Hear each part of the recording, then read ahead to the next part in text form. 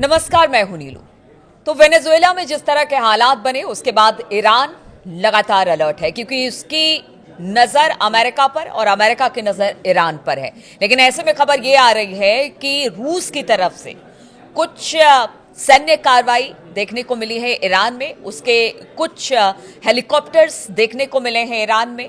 अब वो क्या खबर है, किस तरह से रूस अब ईरान के साथ खड़ा है, कल भी इस पर हमने बात की थी।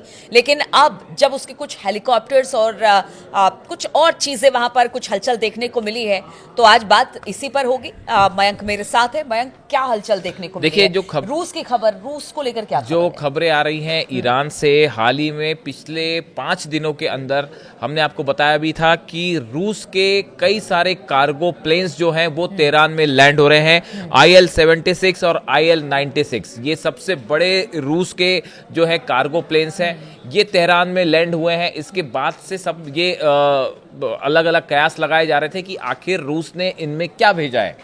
अब पहली बार ये खबरें, ये कुछ दिन पहले की बात है। पिछले 5 दिनों में करीब 7 से 8 बार बताया जा रहा है कि रशिया के कार्गो प्लेन्स जो हैं वो लैंड किए तेहरान में। उसके बाद से ये सवाल उठ रहे थे, कयास लगाए जा रहे थे कि इसमें क्या क्या चीजें हो सकती हैं।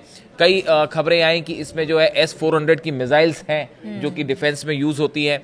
लेकिन अब एक बड़ी खबर आई है जो कि कई डिफेंस मैगजीन्स ने छाप दी है, और वो खबर ये है कि बताया ये जा रहा है कि रशिया ने अपना लड़ाकू मिलिट्री हेलीकॉप्टर्स जो हैं उसकी बड़ी खेप ईरान को सप्लाई कर दी है। और इसका नाम है MI-28 हैवॉक। इसको MI-28 कहा जाता है। हैवॉक जो हेलीकॉप्टर है रूस का, ये लड़ाकू हेलीकॉप्टर है जो अमेरिका के अपाचे जो हेलीकॉप्टर है बिल्कुल उसी की कैटेगरी का हेलीकॉप्टर है। और बड़ी संख्या में इन कार्गो प्लेन्स के जरिए ईरान को रूस ने अपने लड़ाकू जो हेलीकॉप्टर्स हैं वो पहुंचाए।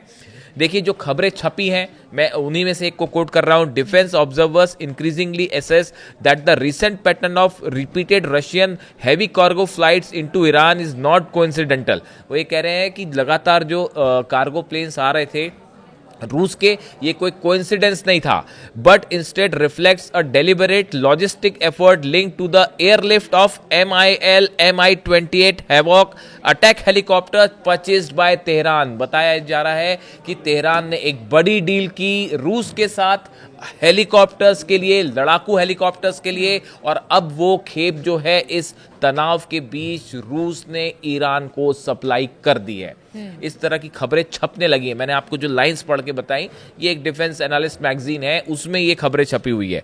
देखिए, कुछ समय पहले ईरान के जो डिप्टी डिफेंस सेक्रेटरी हैं, डिफेंस मिनिस्टर हैं ब्रिगेडियर जनरल महादी फराही, इनकी तरफ से ये बयान आया था कि हमने जो है उन्होंने एग्जैक्ट जो बयान दिया था वो मैं आपको बताता हूं।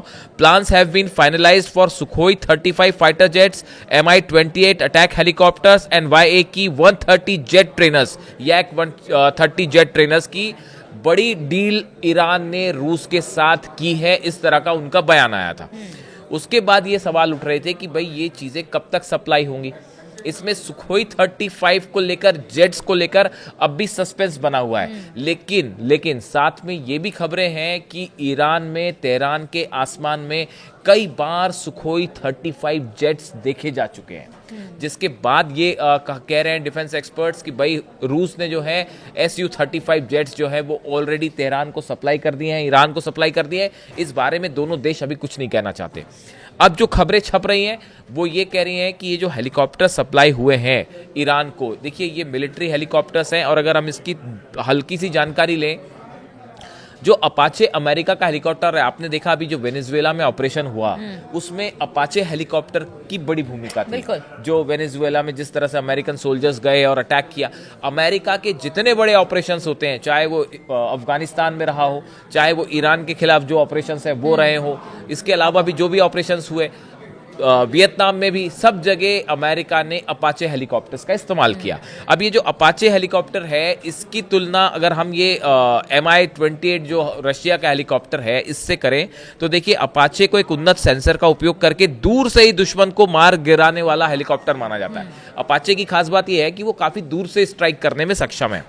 लेकिन जबकि MI-28 हैवॉक एक आक्रामक लड़ाकू हेलीकॉप्टर है जिसे भारी कवच के साथ बनाया गया है, ताकि ये सीधे हमले को झेल सके और भारी भरकम नुकसान पहुंचा सके। देखिए इसकी खास बात यह है कि जो हेलीकॉप्टर्स रूस ने दिए हैं ये दुश्मन के हमले को काफी हद तक झेलने में सक्षम है। यानी इनके ऊपर जब गोले बारूद दागा जाता है या मोर्टार से हमला किया जाता है तो काफी हद तक ये उसको झेल पाता है। और दूसरा, इससे जब मिसाइल्स फायर होती हैं तो वो बड़ा ब्लास्ट करती है। यानी जो हेलीकॉप्टर्स रूस के पास हैं वो बड़ी तबाही मचाते हैं अपाचे के मुकाबले। अपाचे दूर से स्ट्राइक करता है, ये जो है बड़ा नुकसान पहुंचाने के लिए जाना जाता है। टक्कर देने के लिए इस तरह के हथियार या इस तरह के हाँ, जो आप कह रहे हैं मैं वही मैं हाँ। कहना चाह रहा था कि ये जो अपाचे हेलीकॉप्टर्स की तुलना के मुकाबले, देखिए ईरान में जब भी कोई ऑपरेशन होगा तो खासकर जो इराक की सीमा लगी हुई है या जो सीमाएं ईरान से लगी हुई हैं, चाहे वो अफगानिस्तान हो चाहे वो इराक हो, इन सब पे अमेरिका का बड़ा एक्शन जो होगा वो अपाचे हेलीकॉप्टर से होता है अक्सर। तो उसके लिए ये एक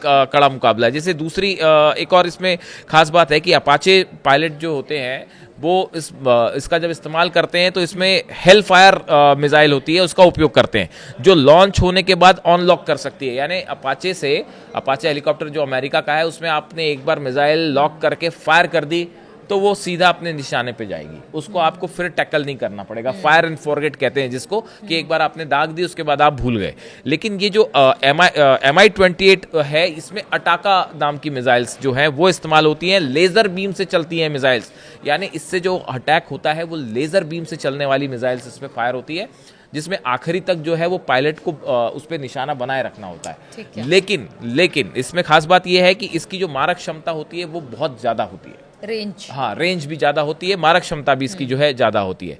MI-28 की मुख्य ताकत इसकी जीवित रहने की क्षमता है। रूसी हेलीकॉप्टर्स ने पुष्टि की है कि चालक दल एक टाइटेनियम बाथटब में बैठता है जो 20 मिलीमीटर के गोलों को वार को झेल सकता है। देखिए ये जो हेलीकॉप्टर है इसके अंदर जहाँ हेलीकॉप्टर के अंदर पायलट बैठता है वो एक ऐसे बाथ टब में बैठता है जो टाइटेनियम का बना होता है और उस पर हमला कर गया। नहीं, इस हेलीकॉप्टर को कुल मिला के गिराना आसान नहीं है। इसको जब तक आप बड़ी मिसाइल से हिट नहीं करेंगे तब तक ये गिरता नहीं है। हेलीकॉप्टर सुरक्षित है और अधिक भारी होने के बावजूद MI-28 की स्पीड काफी तेज है। देखिए MI-28 लगभग 320 किलोमीटर प्रति घंटा की अधिकतम स्पीड पर पहुंच सकता है, जबकि अपाचे 293 किलोमीटर पहुंचता है।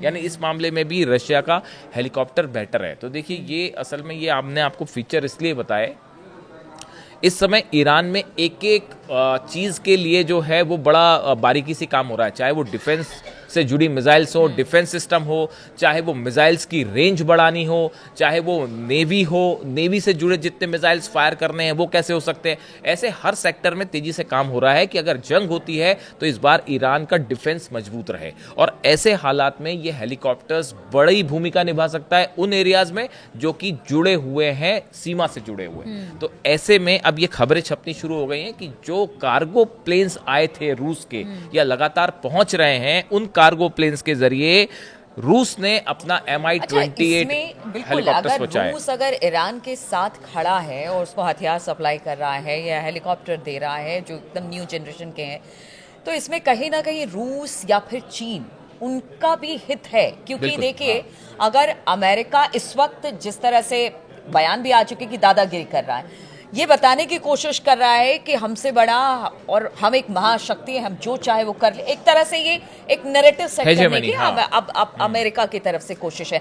तो इसमें कहीं ना कहीं हित रूस भी और चीन भी देख रहा है कि अगर अमेरिका को आगे बढ़ने से रोकना है, इस तरह की मनमानी से रोकना है, तो फिर साथ देना पड़ेगा। मिडिल ईस्ट में अगर अब ईरान पर हमला होता है और अगर ईरान पे हमले के दौरान रूस और चीन साथ नहीं खड़े होते हैं तो ये रूस और चाइना के लिए एक बहुत बड़ा झटका साबित हो जाएगा। इस पूरे इलाके में अमेरिका का प्रभाव तेजी से बढ़ जाएगा। ये बात रूस अच्छी तरह समझ चुका है, ये बात चाइना अच्छी तरह समझ चुका है। नॉर्थ कोरिया तो हमेशा तैयार ही रहता है, वो एक अलग कैटेगरी है, वो बात कम करते हैं, मिसाइल ज्यादा दागते हैं, तो इस चक्कर में नहीं पड़ता नॉर्थ कोरिया की जो है वो ज्यादा टॉक्स की जाए। वो तो जब भी उसको जवाब देना होता है सीधा मिसाइल जो है अपना टेस्ट कर देता है। देखिए रूस और चीन जो है, अब ये पूरा मामला जो वेनेजुएला से शुरू हुआ है, देखिए बताया जा रहा है कि अभी कई और देश जो हैं वो ट्रंप के निशाने पे हैं। जिस तरह की चर्चाएं चल रही हैं कि 6 देश ऐसे हैं जिस पर ट्रंप जो है वो निशाना साध सकते हैं।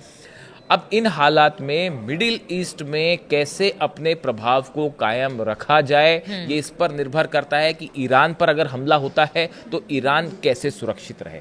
जब ईरान सुरक्षित रहेगा तभी रशिया और चाइना के इंटरेस्ट भी सुरक्षित है, वरना आप ये मानिए कि क्योंकि चीन देखिए मिडिल ईस्ट में ईरान को छोड़कर बाकी सब अगर देखा जाए एक तरीके से तो ऑलरेडी वो अमेरिका के साथ ही है, अमेरिका के साथ ही है पूरा। एकमात्र अगर कोई कांटा है तो वो ईरान ही है तो अमेरिका का। हाँ, इसलिए जो है वो इस पूरे इलाके में अब खासकर बशर अल असद जिस तरह से हटे सीरिया से, उसके बाद रशिया का प्रभाव इस एरिया में बनाए रखने के लिए बेहद जरूरी है कि रूस मजबूती के साथ ईरान के साथ खड़ा रहे और सिर्फ बातों से ही नहीं हथियारों से भी मदद करे।